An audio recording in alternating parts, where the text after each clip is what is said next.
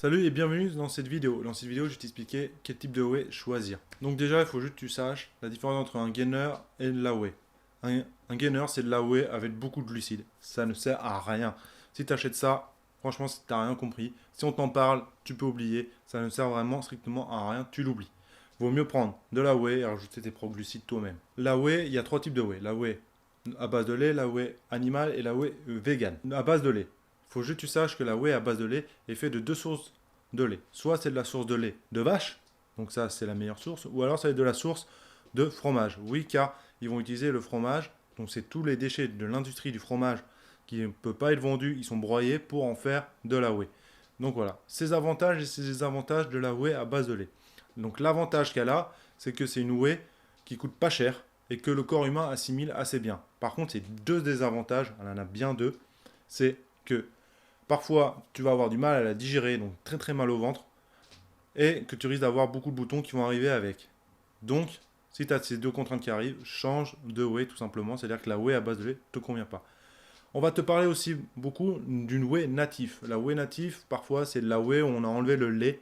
Alors, ces whey-là, on n'a jamais enlevé à 100% le lait. Pourquoi? Parce que pour un coach et pour avoir testé déjà ces produits-là et pour avoir vu d'autres personnes qui ont utilisé ces whey natifs, ils ont les mêmes contraintes qu'avec la whey à base de lait. Donc, je pars du principe que on va avoir exactement les mêmes contraintes qu'avec, donc il reste quand même du lait dedans. Donc, ça veut dire que la whey natif et la whey à base de lait te convient pas. Tu vas avoir la whey animale. Donc la whey animale, tu as celle à base de bœuf, donc c'est celle qui est à base de déchets du bœuf, donc ça veut mettre tout ce qui ne peut pas être vendu dans le commerce tout simplement, donc la queue, la tête et j'en passe, tout ce que en gros on ne trouve pas dans le commerce. Tu l'as, dedans ils te le broient et ils en font de la whey. Et ensuite, tu vas avoir sinon aussi de la whey à base d'œufs. Donc là, ce sont des œufs de batterie tout simplement. Ce n'est pas des œufs de poule élevés en plein air, etc. C'est des œufs de batterie. Donc ensuite, ces avantages de celle-ci, c'est qu'elle marche bien, marche moins rapidement qu'une whey à base de lait parce que l'assimilation est moins rapide qu'une whey à base de lait. Par contre, tu ne vas pas avoir les deux contraintes de la whey de lait, mais sa contrainte numéro un, c'est vraiment qu'elle est très très chère. Que ce soit celle à base d'œuf ou à base de lait, elle est très chère. Et ensuite, tu vas avoir la vegan. Donc la vegan, tu peux te dire ça peut être intéressant. Oui, si tu es vegan, tu n'as pas le choix de toute manière, tu vas prendre ces whey là. Par contre, si tu n'es pas vegan, elle n'est pas intéressante. Il vaut mieux se tourner vers une whey animale ou une whey à base de lait. Pourquoi?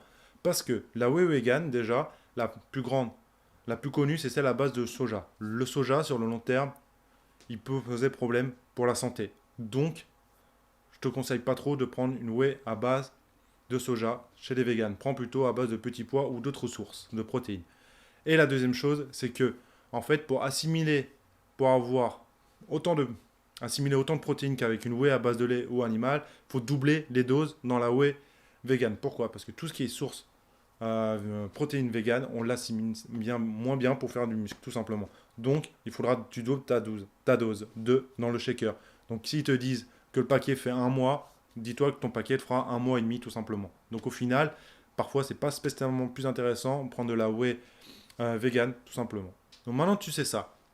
Tu vas te dire laquelle choisir dans le lot. Si tu es débutant, pars sur celle de lait si tu n'es pas vegan.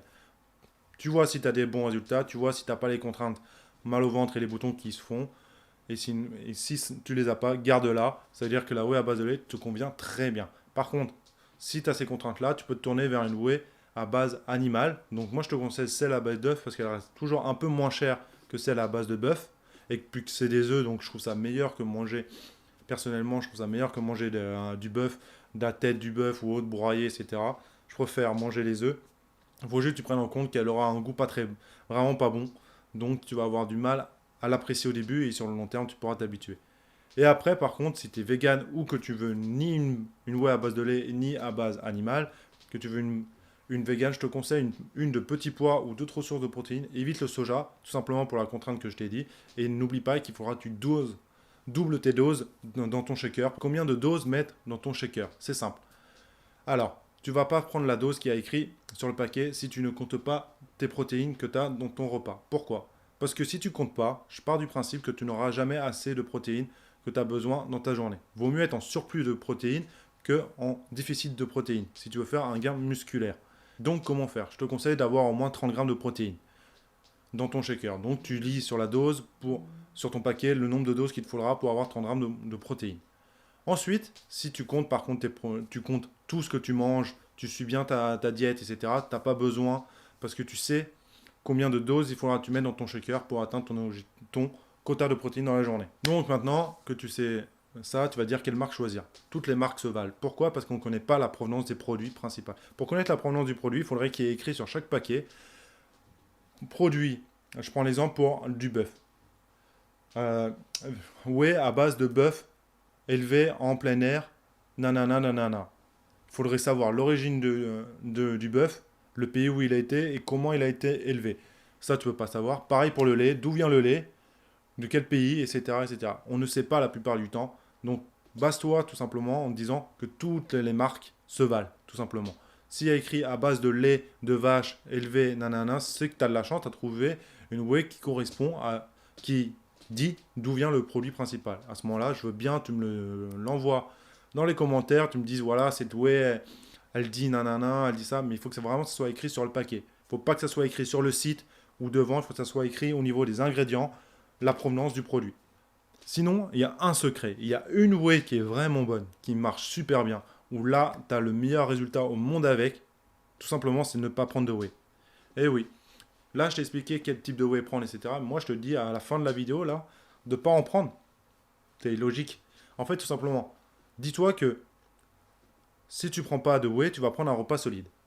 Un repas solide est beaucoup mieux que de la whey. La whey sert tout simplement aux gens qui ne peuvent pas prendre un repas solide dans leur journée. Dans leur journée de travail ou dans leur journée tout simplement. Je prends l'exemple pour moi. Moi, je travaille, je fais des coachings de temps en temps.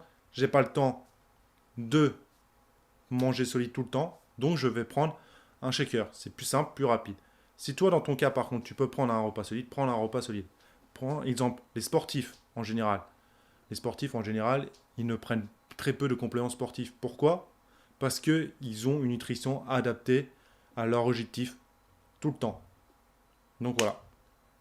Sur ce, si tu as aimé la vidéo, je t'invite à mettre un petit commentaire en bas, lâcher un petit like, t'abonner aussi, et puis dis-moi vraiment quel type de whey tu as choisi. Si tu veux atteindre ton objectif, ne lâche pas.